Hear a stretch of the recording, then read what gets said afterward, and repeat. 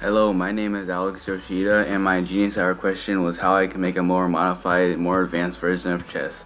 Now, to some, this answer to the question may seem easy, just along the lines of, you just add extra stuff to chess, but actually making it was easier said than done. How I chose this idea was on accident when taking a break from my original idea, which was a cloud-based RPG on Scratch, which wouldn't have worked because the fast cloud data is currently disabled. But after spending a few hours on creating a chess game, I realized I can improve it and make it better. I also took inspiration from this series that had a chess game with charisma being the main attribute of it. My final product was a chess-based game with money, eco, morale, upgrades, betrayal, rebellion, 21-page guidebook, tile layouts, starting layouts, music, sounds, battle, and 2-player competition. It was called RES, or Realistic Chess. Through making it, I learned that I could easily store information in data lists and use them to render more clones than the 301 clone cap allows.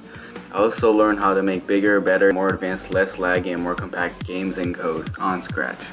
My greatest success was actually done within the first few weeks, and it was coding the complicated board render and piece movement system. My greatest challenge was balancing two massive projects at a time. I usually worked on RES and another project that uses stuff I learned from RES and makes the game function.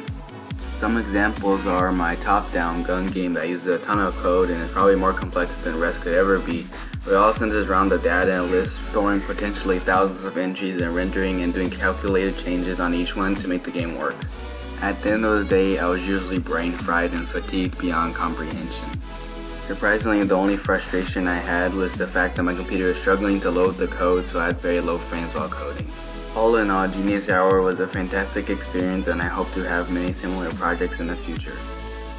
Also, I'm sorry if you don't understand half of what I'm saying, because I can't explain it any other way than using terms used while coding Scratch. As a final note, Genius Hour has motivated me to move on to real computer coding languages.